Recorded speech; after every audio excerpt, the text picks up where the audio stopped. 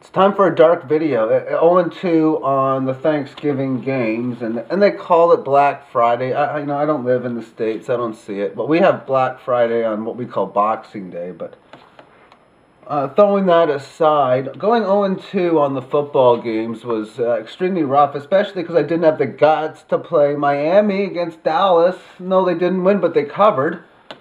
Didn't have the guts for that, baby. Anyway.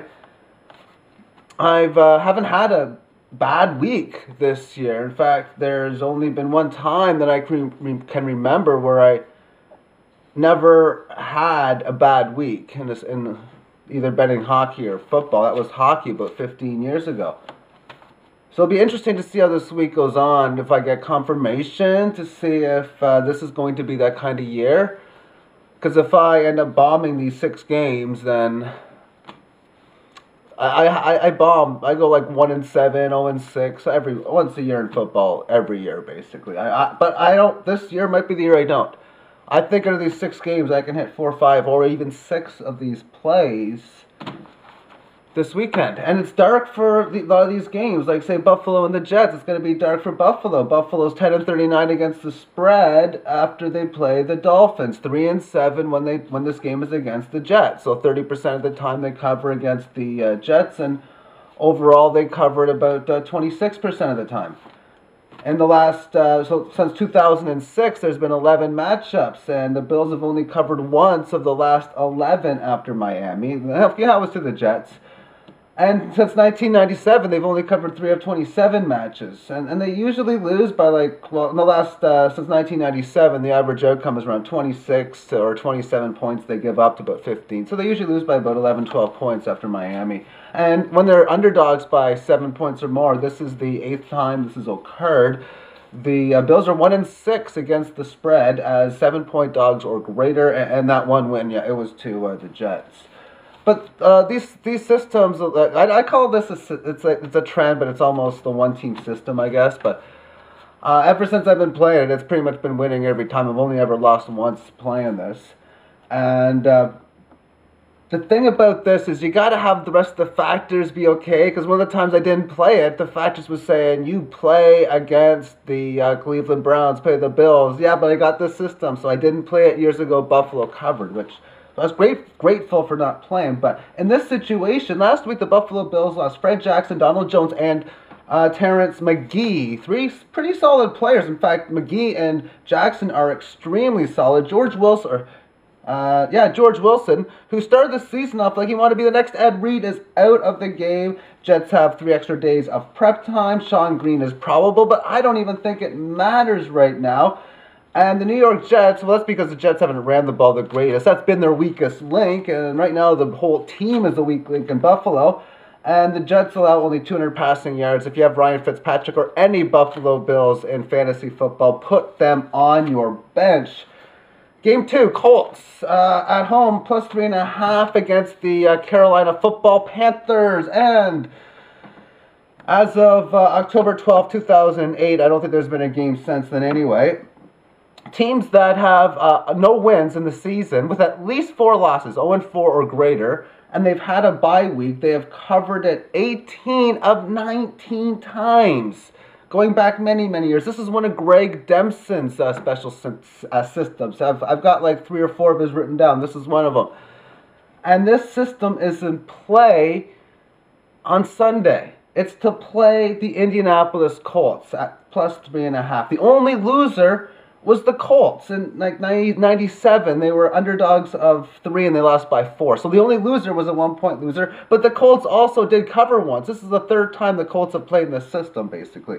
Other notes, Carolina is 2-8. So when does it justify for a 2-8 team to be 3.5-point road underdogs? I mean, really? Is Indianapolis that bad? And they're off a bye week? Oh, man. But it goes deeper than that. Carolina has allowed 20 points in all but one game, while allowing 4.8 yards on the run and 8.1 yards per attempt on the pass. I'm personally sitting Ryan Fitzpatrick in fantasy for Curtis Painter in a very deep league where there is not many quarterbacks available. And I think he'll be able to do well. But it goes even deeper than that. This is the Achilles heel. This is the big thing. People don't understand the Tim Tebow offense, and I'm going to get into that game very soon. But the type of quarterback that can run, the fast, speedy kind of quarterbacks. What kind of defense do you think beats it? Considering for many years I've played this type of system on the Madden games, there's two guys that I really don't like to go up against with guys like Tim Tebow or Cam Newton in this case, and that would be Dwight Freeney and the other defensive end, Mathis. You need speed to beat these guys, and they got the speed there. I think there's a really, really good chance that he's going to be able to contain them. I'm playing the system. I love the Colts plus the 3.5. Cleveland and Cincinnati under 37.5 total points. Colt McCoy has a shoulder injury, but he's going to play. He's going to play, but he does have a shoulder injury.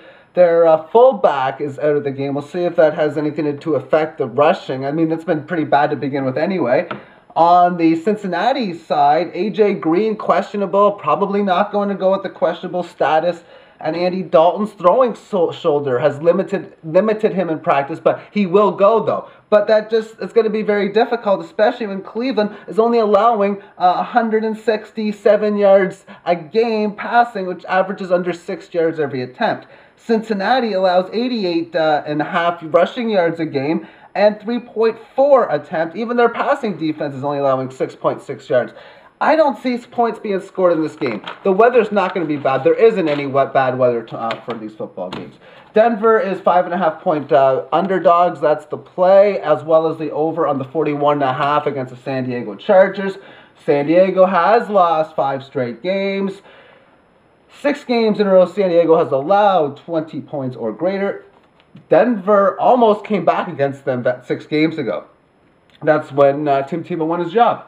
And Tim Tebow does have this kind of complex offense. And, I don't know how San Diego can handle complexity because I'm wondering about that franchise. It's not a winning franchise in my opinion because of the simple fact, how did you not see Michael Turner? And I'm not saying this as Monday quarterback. I'm saying this because of how amazing he played as a backup, and you went with the aging LaDainian Tomlinson.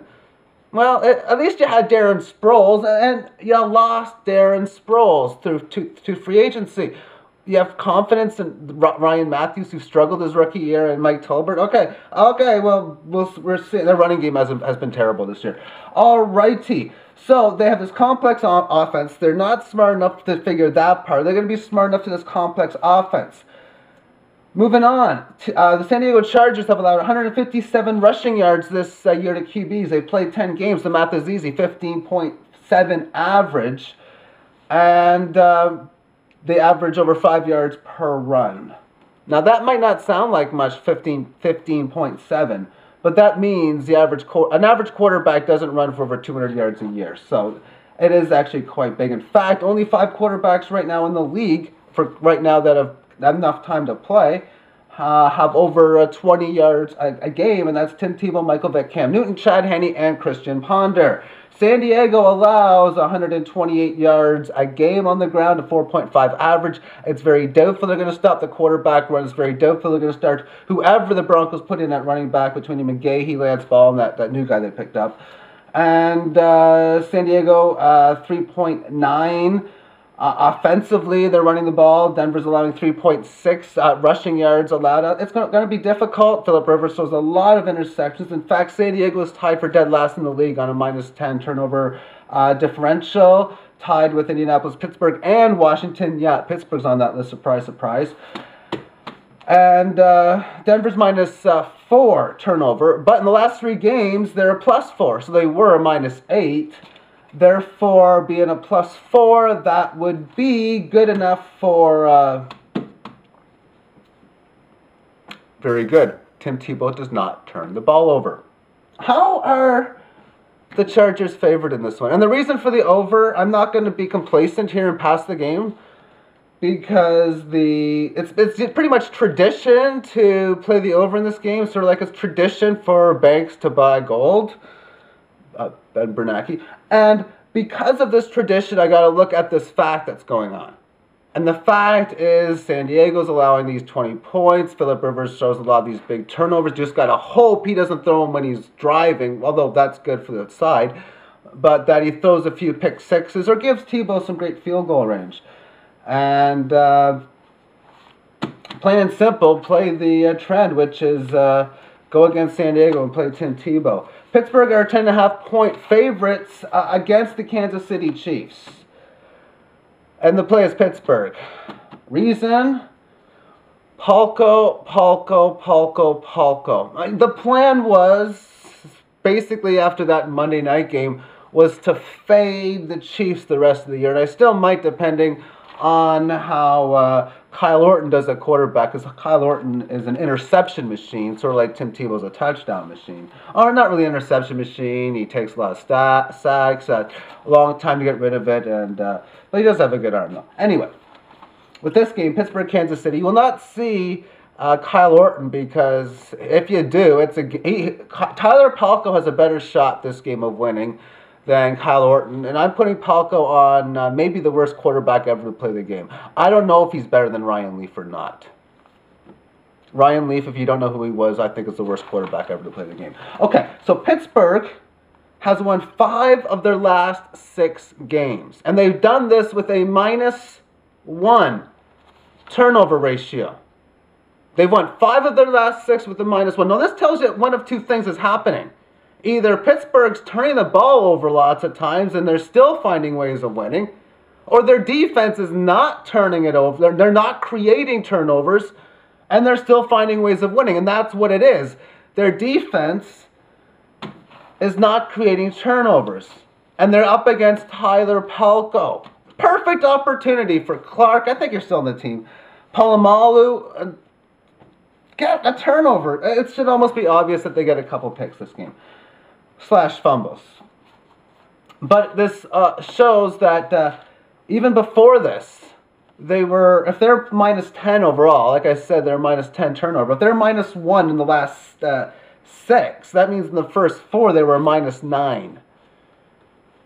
And they didn't go 0-4. So this team can play the turnover. This team's really good. If you can have that kind of record and have the turnover ratio like that, that means the way your offense is moving the ball versus the way your defense is moving the ball, and miscellaneous special teams is really in your favor, which is why I think 10.5 is just a tiny nother.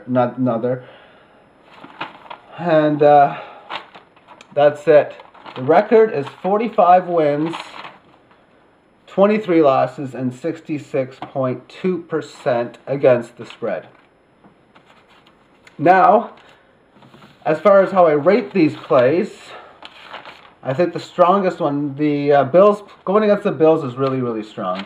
The more I'm looking at the Colts, the more I'm loving it. I really was a little lenient, or I don't know what word to use, but not as big at the start of the week because of just how bad it is and maybe how bad they might want Andrew Luck on their team. I don't believe teams are trying to lose. Indianapolis can afford to win a game and still get Andrew Luck or the first pick.